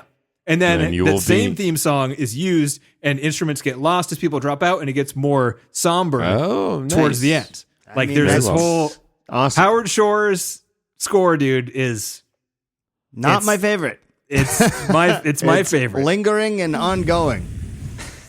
I'm sorry to hear it. I mean, I don't know. And you know, those are the kind of things that are pretty, they're deserving of respect, right? Because the amount of work that goes in, it's so much work that you don't realize it, and that's why it's so good. Right? Yeah, and I'm kind of happy that you're having this perspective because honestly, coming to this podcast, I feel like the same thing happened with me with Jaws a lot of years ago, where I was like, nobody can't love this movie. My opinion is everyone's opinion, but hearing yours, you're like, I understand your opinion. I'm on a different planet from you now with this one, right? And that's fine. but it's just you can't argue the mechanics and the technical ability of this director in order. And I can't convince you to like the things that you didn't like, right? Because there's no way you could do that. It's a personal experience type of thing, right? Exactly. But there is no doubt that it is a unbelievable feat to have delivered this movie. For as little money as it did deliver to. I mean, really, it took, sure, $93 million, nothing to sneeze at, but it's still, like, for what you're seeing, it seems more than it would $93 million. It's $93 million in New Zealand. It's $93 million, and you got all your money's worth. No waste whatsoever. Mm-hmm. So much attention to detail. They filmed scenes, or they scheduled scenes around the birth periods of time of moths. The scene where Gandalf has the moth in his hand, they know they needed to have a real moth. There's a scene of a CG moth, and they melded into a real shot of Gandalf. That shot that goes through the area around where Gandalf is trapped, and it goes up and it shows a moth, and it goes down to where Gandalf is trapped on top of the tower, and then it has him holding a moth in his hand. That is an extremely complicated combination of matte paintings, miniatures, CG, camera moves, the CG animal melding into a CG Gandalf into a real Gandalf on a set with a real moth in his hand. And when it opens up, that's a real moth. Oh, wow. And they made that scene, like these moths don't live for very long. It died the next day. The moth in the movie died the very next day they filmed it. So they had that scene scheduled around like this one time a year where these moths they knew they wanted to get were being fucking born. So Ian McKellen would get in there and fucking hold the moth for one day to meld it into the rest of the shit that they made, the miniatures, the CG, and the rest of it. It's pretty cool. It's nothing. Crazy. There's nothing else like it. I feel like a broken record, and I apologize, but like it is literally nothing else like it. You're doing good. Thank you. A lot of the locations were so remote that the cast and crew had to hike up there with all the cameras and stuff, and some were even more remote where they had to helicopters drop in all the equipment to the location. The scene where they were up in like a rock formation where the birds or bats or crows or whatever they are, the spies of Saruman come in and swoop it down on them. They were scoping locations. They found the spot and they're like, this is impossible to hike to. Let's bring all the cast and crew and gear up here, drop it in, film the scene, and then fly the fuck out. And that's what they did. I thought like Sean Bean wouldn't fly. Sean Bean wouldn't fly, and he wasn't there for that. Well, so like if I don't know if he was there for that one. He wouldn't fly. He didn't had have fear to. of flying. There were scenes where they would fly people up for the speed of things. And for those, he would put his gear on, his costume, and hike up the mountain. It would take him 2 to 3 hours a day, and then hike back down at the end of the day. He'd be like, wow. Because he was afraid of helicopters. I mean, I get that. They built a library of background characters. They basically had one of the camera crews would have a blue screen with a bunch of people in costume to individually walk in different ways against a blue screen, and they'd have a library of these people. If one of the backgrounds looked not too busy, they would drop one of these characters from the library or multiple ones of them in the background to make things look occupied all the time. Like Hobbiton or whatever, wherever the Lthlrien, a lot of Rivendell stuff. There's a lot of Rivendell. That was the word. Yeah. Right, yeah. If you look in the background, it's just like, there's actually one where the one guy's walking right to left, and the next shot, he's walking left to right. Same guy, same direction. Same guy. Just changed his mind about where he was going. That's all. Enya is in the song playing in Rivendell. That was Peter Jackson being like, this sounds like Enya would sing around here. And then he contacted Enya and got Enya to sing in there. So there you go. This guy's got a hell of a charisma, huh? Yep. Nice. Or just very persistent. He just calls and talks to people for hours. Yeah, he's like, shut up, dude. I'll get off the phone if I agree to whatever you say. Yeah. If you watch the council scene, they said that was one of the biggest challenges in editing because you had all this coverage, all these reaction shots, all these different people. That scene was almost entirely like against blue screen, and then you had like different scales of people and all that shit. So that was all the arguing going on, and all stuff the arguing too. To make it make sense. Everybody had scale doubles. The hobbits had smaller doubles, and the regular sized people, quote unquote, had large doubles. They were like 7 foot tall people for those. Aragorn had like a 7'2" tall double. They called him what was it? Paul. Tall Paul. That was his name. His name was Paul. They called him Tall Paul. So like when Aragorn and Frodo were on a boat, you have Tall Paul and Elijah Wood, and then if you have the opposite shot, you have Viggo, and you have the little person that was doubling Frodo.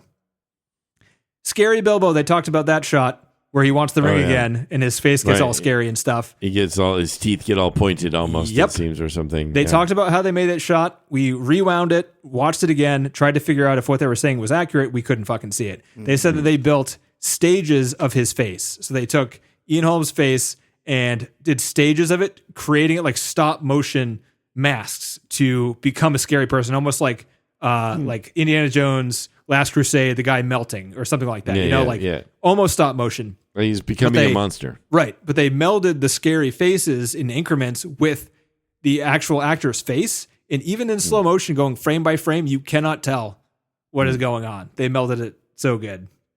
But it still looks fucking horrifying at a point. Like there's in the actual sequence of things, it looks like he becomes a monster. It does. It's very effective. It's well done, yeah. Sometimes they had to shoot cresting shots separately, like the shots where they're going over the hills or turning the corners and they're adventuring together. Every single actor had to shoot that separately. And then they melded all the actors together. That one feels that way, though, because, well, it's fine because... No criticisms allowed at this point, John. We're trying to go fast through this. Everything is good. Fast, but that one, I like it. John, I thought you were trying to go to bed, John. I thought you were trying to go to bed. It's like each one has their like. You can only blame yourself for this at this point, John. I know. But as they crest the hill, it feels almost like they're separate because we're watching those in sequence. It's like, here's Legolas. There's Aragorn. It's just... You're making me want to watch the movie again, John. I'm getting all excited. I know. It feels like it, though. I like it, though. It's good. They built a lot of sets, a lot of 14 scale sets. That's still pretty big if you're building like an entire town and stuff. They would have these giant swaths of in-studio sets, scalable like miniatures to film in. And they would like superimpose CG stuff in there. They use it sometimes to just practice shots. They like had sets all over the place, and they were fucking around with it for the most part. They built digital sets too, and they would move the cameras around inside the digital sets to figure out where they could move the camera within CG. So like if they knew a shot was going to be mostly CG, they would fuck around with it and see what would look good in the camera without miniatures. There was a lot of testing in this movie. There was a lot of thought, and it wasn't like, I know what I want this. It was like, what looks good? What can I do here? Right. Yeah, it's like, I'm not a genius. I just want to work at it, which is great because people who just like think they know what they're doing, they get lucky sometimes, but most of them are just fucking assholes. Right. Yeah. How did they, in this set, the sequence, did they feel like, so Peter Jackson was able to get a lot of money. Yes. And then also, though, they didn't seem to have a sense of urgency around the shoot. Like oh, they're on a fucking timeline that they got to get stuff done. It seems like they also were able to be like, it was a time bomb of money. They knew they were going to make money. Right. So, but they also didn't seem to be under too much pressure to do this in a certain amount of time.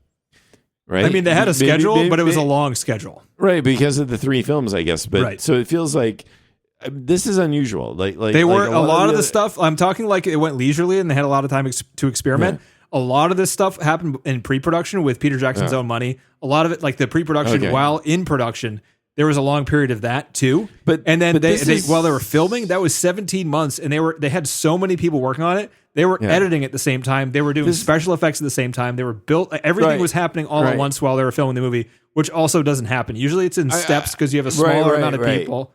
It just feels like though that there wasn't. Like when we talk about Blade Runner or whatever, like that thing happened sort of because of a miracle. They were like fucked. They had no money. They were like no time to shoot. They were constantly under pressure from the studio. This is different. This is like I mean, it doesn't seem like the problem was money or time.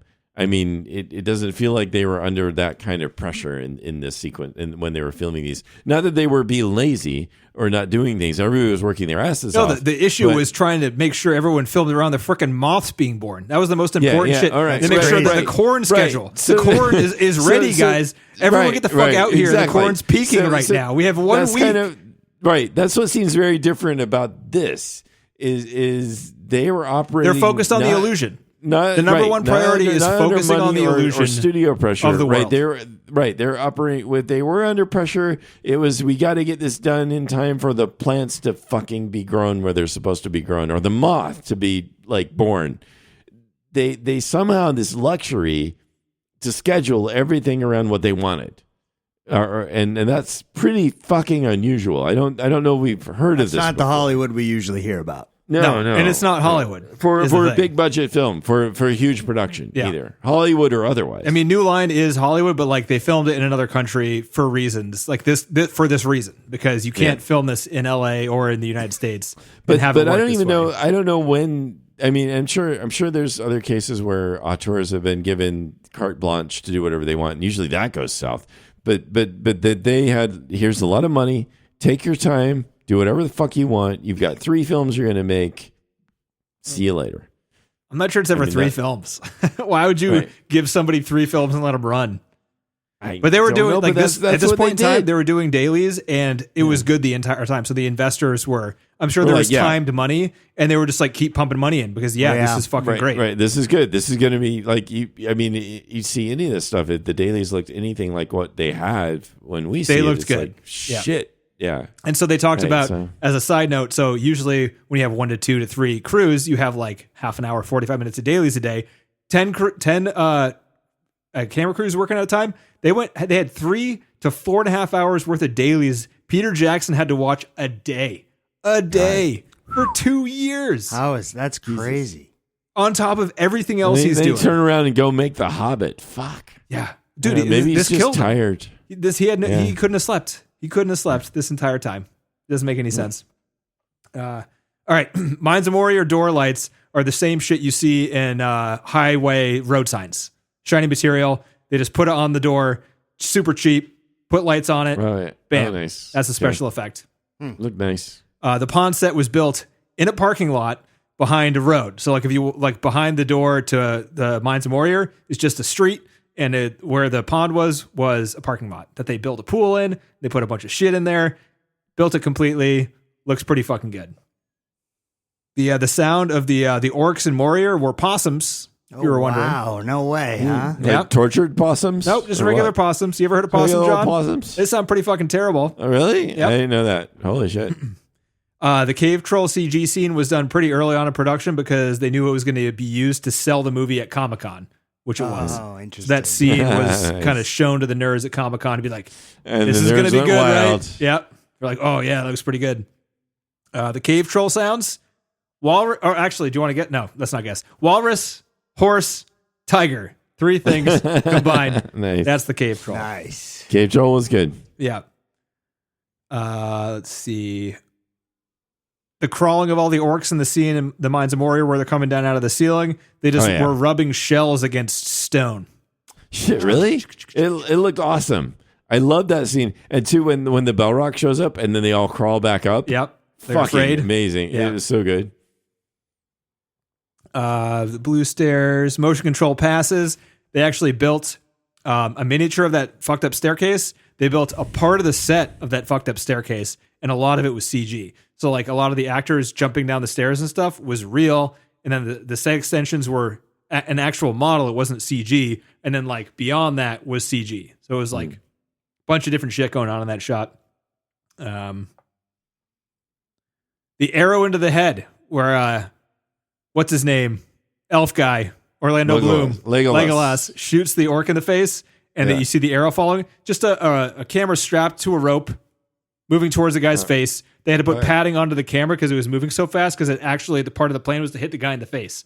Had to make sure he didn't like break his nose, break his teeth or whatever. They had 20 square meters of lighting against a wall, like a wall of lighting for the Balrog. So the Balrog wasn't there, obviously. And to light Gandalf like he was lit up like there was a giant fire monster, they just had this giant wall of light that blasted him with light so they could get the appropriate Right, so he's sitting there shouting into this wall of lights. You shall not pass. You shall not lights pass. from Bonnaroo. Fucking hell. That's funny. They had some of the tricks. They projected actual actors onto child's faces. So the scene where Sean Bean picks up Frodo and carries him out after Gandalf dies, It's a child that he's carrying, but they digitally put on the child's face, Frodo's face, who acted that scene out. So Frodo acted the scene out. They took his face off, put it on this kid, put it in the scene. That's that. Damn, that's pretty cutting edge for the time. Yeah. I mean, you don't even notice that. You don't at all. There's so there's some stuff that you might notice, but like there's so much other stuff that you don't notice that still like really holds up. TC didn't see that, right? TC didn't see that they paying attention anymore. I'm tuned out. Yeah, what? You want to know? Yeah. Since it was all filmed at once, a lot of time was to sit and edit and reshoot. So they knew like they had time for when the post production was going on that the edit wasn't working, so they had time to work on it. Then, since it was all the shitstorm, actually kind of helped them because they gave them more time because they compiled everything down into one. They got the same amount of time that 3 movies would have for all stages of production, but since they got to overlap them, that they actually had more time per movie to do individual things. If that makes sense. That's fair. Yeah. The shirtless Uruk-hai, that scene where Saruman is talking to like the newly born Uruk-hai and he's standing there without a shirt on for the only time in the movie. He usually has like armor on and stuff. That whole getup took 21 hours to put on that guy. Most of the time that guy had to be standing up for it because he was standing up during the scene. And then they filmed that entire scene. And then he was awake for 36 hours that day. Jesus. That's what they recorded. 21 hours in makeup to get that shot. He doesn't even move. We don't even know his name. he has a name. I didn't write it down, but he has a name. Okay. But that there's one Uruk-hai, and that's him. And fucking 21 hours in makeup. Jesus That Christ. is by far the longest number I've ever written down for sitting at. Like, he was standing in a makeup chair. He was standing up. The Isengard miniature was 60 feet across. That's a miniature. That's how big these miniatures were. That's pretty big. The ending fight scene where they were fighting the orcs and the Uruk-hai, it was over 100 degrees, and a lot of the people in the orc costumes, none of them fainted or like had to go to the hospital, but like there was a lot of breaks to make sure they were not dying, basically, because they had a lot of shit on their bodies. Oh damn, yeah. They had to fight for a PG-13 rating after the final fight scene with Sean Bean getting freaking plugged by arrow after arrow. Against a PG-13. Against a PG-13. They had to fight for it. They wanted a PG-13. Oh, they wanted it. As opposed to an R. As opposed to R? Yeah. Oh, shit. They were going to be given an R because it's super violent. Is it PG-13? I thought it was PG. It's PG-13. For sure, PG-13. Yeah. This movie's scary as shit. So. Yeah, I know. Sorry. They had a lot of shots where they just have a camera like on a cable through woods. Like towards the end, they had like just cameras on cables, like football games and shit. Not knife and stuck in their shoe. Oh, so the scene where Viggo Mortensen's character hits the Uruk-hai throws a knife at him and he hits it he like grabs it almost. No, he hits it like he hits it like a baseball with his sword and it flies away.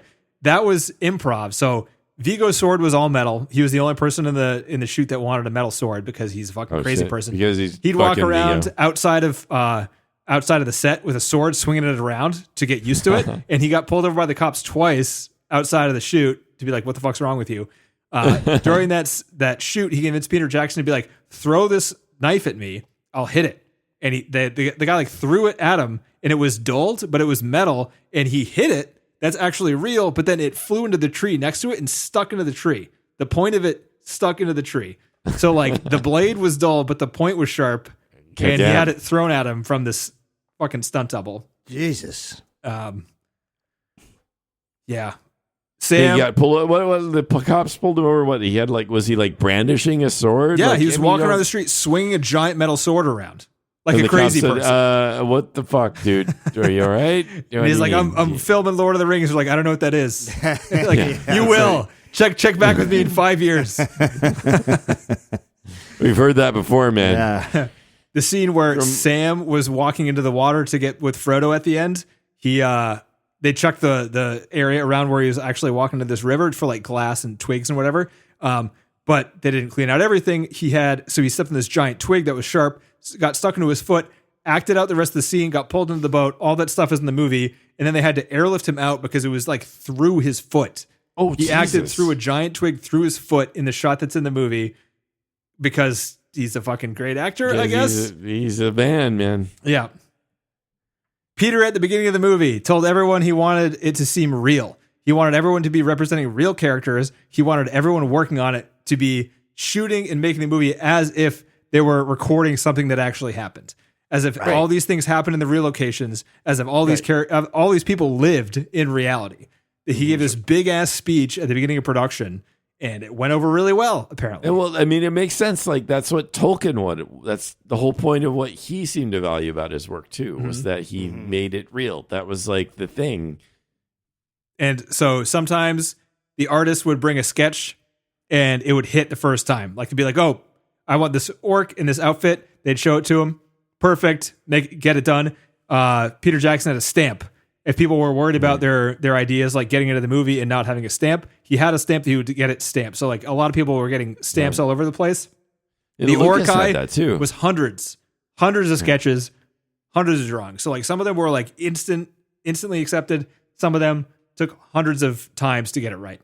So like there was this churn of art in this movie that were just like going through Peter. Every single thing going through Peter. I know. Somehow I seem to remember Lucas had a very similar thing in terms of like the approval, disapproval process, and he hated iterations. it. Yeah, he hated it. How much work it was. He's like, I'm never directing again. This shit sucks.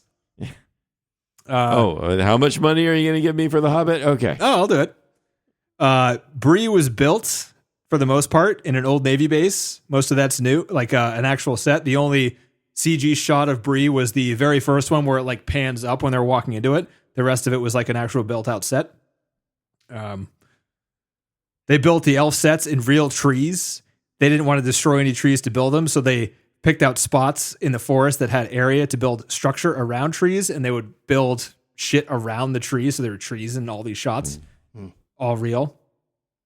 The Mines of Moria was the most studio heavy of all the locations, which makes a lot of sense. Yeah. All the stones in the movie were styrofoam. You wouldn't be able to tell. All the statues, all the stone stuff. They had blocks of styrofoam, and they had people come and carve statues and shit out of the styrofoam, and then they would have other people come in and destroy like the styrofoam to make it look aged, and then they would have painters come in and make it look like stone. So they have sculptors, agers, or not de-agers, but agers. And then they'd have like people who like change styrofoam into rock. Nice. It all looked great. It looked really good. During the pre-production, they isolated the 4 hobbits by themselves for 2 months to practice acting together because they wanted them specifically to have like an unspoken connection. Right. So they were buddies. Like that. The point is like they'd known each other for a long time. Yeah. They were good buddies. Yeah. Yeah. So they did that, and I think it works. Elijah Wood can sleep anywhere. He was literally in every single day of shoot in this movie. He's almost in every single shot, and these are long days. So like he would sit down and he would just fall asleep for 15 minutes, and somebody would be like, "Hey Elijah, you're on." He'd be like, "Oh, okay," and just hop up and go. Wow, good for him. Jesus. Yeah, he's 17. You know, when you're young, yeah, right. You can do shit like that, and it doesn't hurt. Like, yeah. We talked about the fired Aragorn.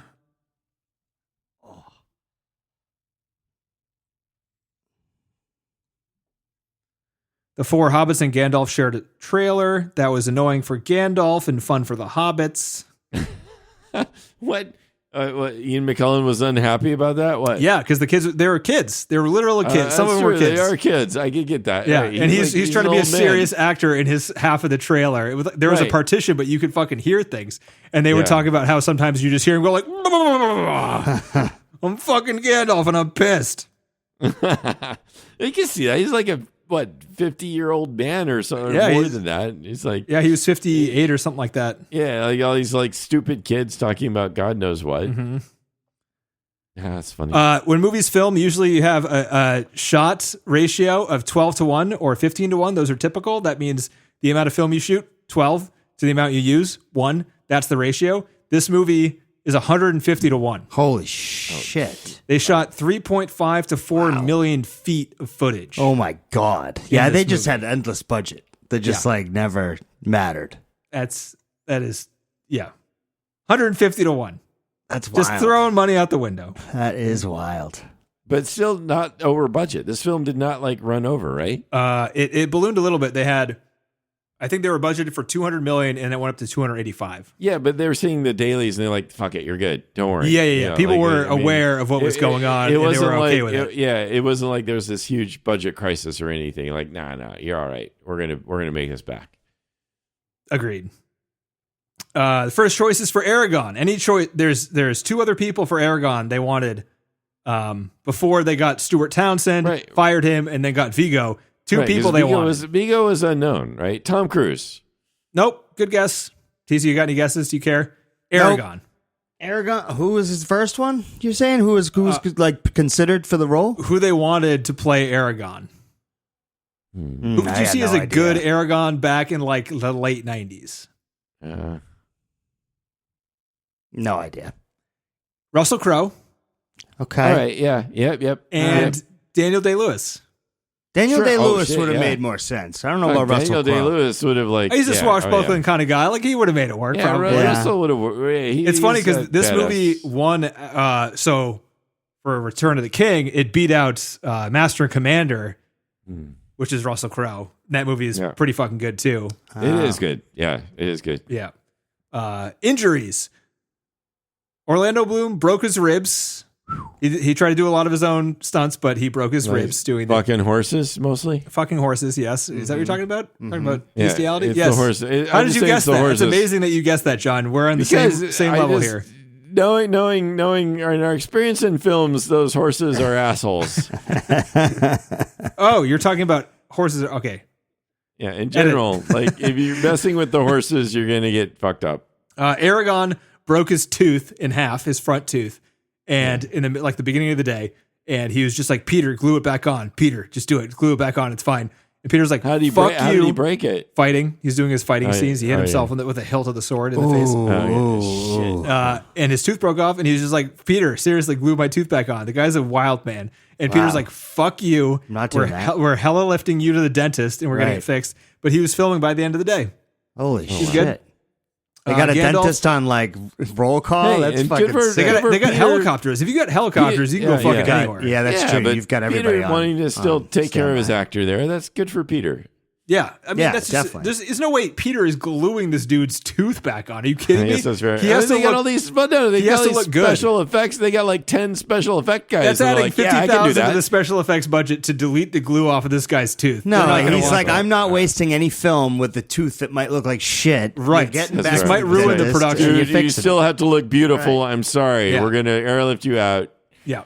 That's fair. No, there wasn't even a decision there. Viggo's an idiot. So. Peter made the only decision available to him.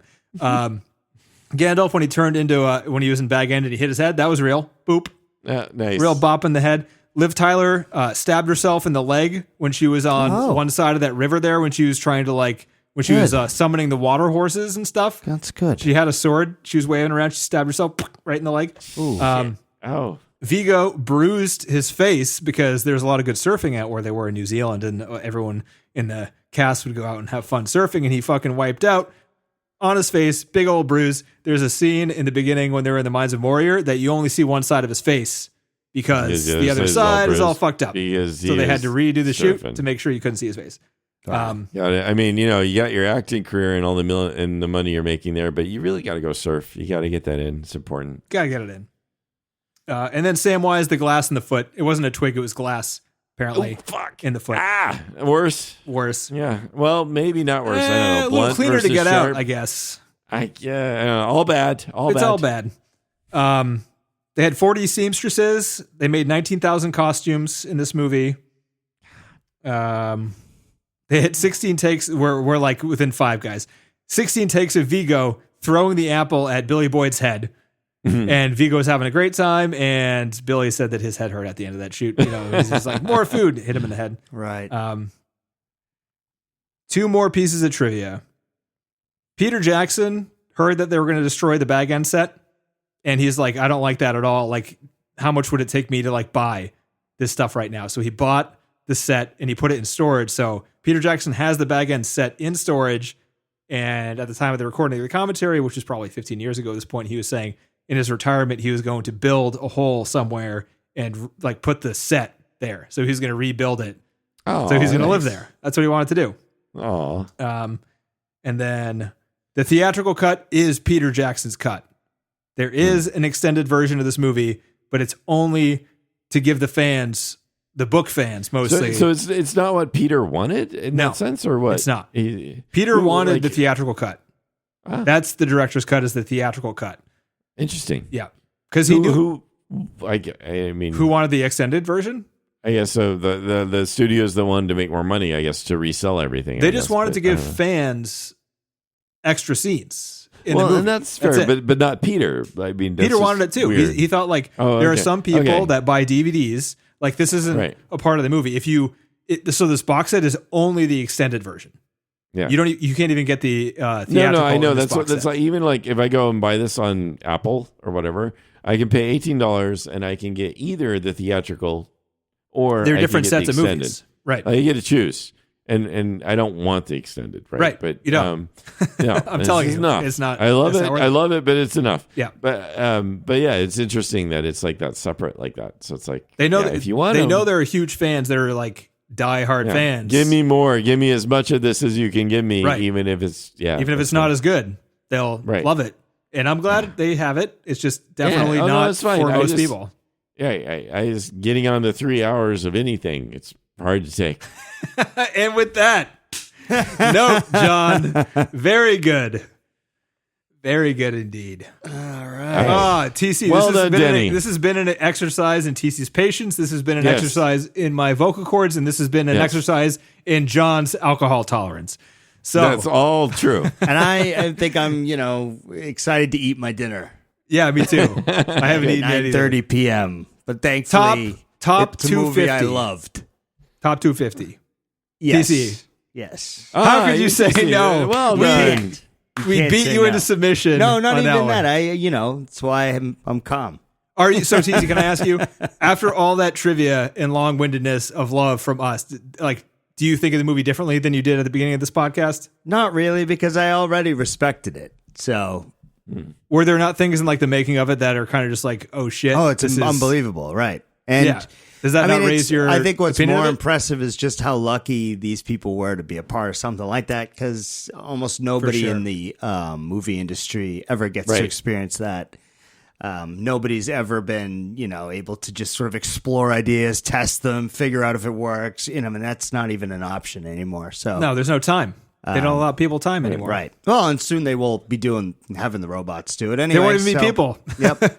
People won't even need time. They're definitely not going to experience it because they won't be doing the work. Right. So anyway, is for sure. Yes. So that kind of, that makes me sad, because this might remain, in my mind, the best movie ever. I like to think of movies as like, I'm not opposed to a new movie being better than all the other movies, right? Because like building on what's come before, right? Right. The best movie should be a movie in the future, because we know more and there's more tools, etc.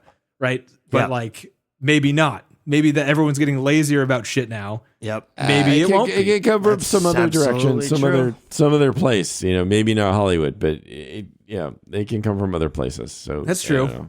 Good point, John. But I know. Maybe this year we say fuck the Oscars and we just go full on Ford movie. Well, we'll still be right. Exactly. There's not I'm not watching Wicked. Reasons. I swear to both you guys, I'm not watching Wicked. Right. I'm not doing it. All right, no problem there. That's fair. I mean, watch Barbie. You might as well watch Wicked, but fine. No, Barbie was the limit. That was it. Yeah. Okay. That was it. Okay. Fine. Yeah. All right, guys. This is the longest episode we've done, and it is worth it. More to come. More to come. I feel like a lot of this, so there's going to be less trivia just because a lot of the tricks are in this movie and in the other movies. So like we'll reiterate them, but it's going to be less of that, I think. But yeah, freaking, that's it. Freaking Lord of the Rings, TC. Nice work. Lord of the Rings. You watched it. Yep. Yeah. It was good. 2 Towers. I hope you like slimy, unlikable CG creatures, TC. That's all I have to say. Don't make me like this even more, Danny. At all or anything. There's a lot of CG in the next movie. That's for fucking sure. Yeah. All right, boys. Prepare yourself. Well, lower the bar. Guys. Enjoy it more. Yeah. We'll talk to you guys next time. All right. See you later. Take care, guys. Bye.